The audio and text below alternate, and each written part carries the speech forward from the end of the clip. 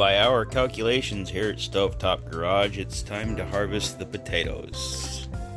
So we're going to start plucking out all this vegetation on top to get down to the potatoes below. So at this point, we've finished pulling everything that's green, and we've exposed a few of the potatoes already.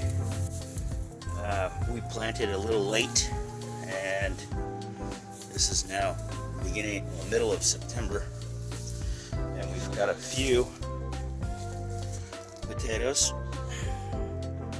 We had planted a few different varieties, and anybody that's done this before, please feel free to comment and tell us what we did wrong, or tell us what we did right. And as you can see now, we have removed all the straw, exposing more and more of the potatoes. As you can see right here, these guys are buried deeper in the ground. We tried the hilling method, that way you cover your plants with straw, and some of them were closer to the surface, so we're still waiting to see how many we actually come up with. As you can see, we've cleared all the greenery, and we've cleared away all the straw, and we've collected quite a few of various sizes. And the one thing that I do know that we did wrong when we planted these is we planted them way too close together. So the size of our potatoes is going to be smaller than what they could have been had we planted them at the recommended distances.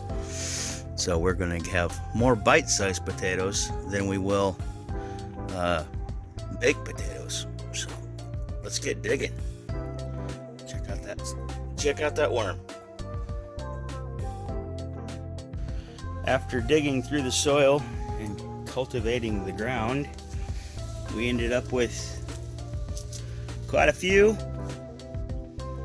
and quite a few small ones. So we're going to have plenty of seeds for next year. Anyway, that is our first somewhat successful attempt at growing potatoes. Let us know what we did wrong. Let us know what we did right.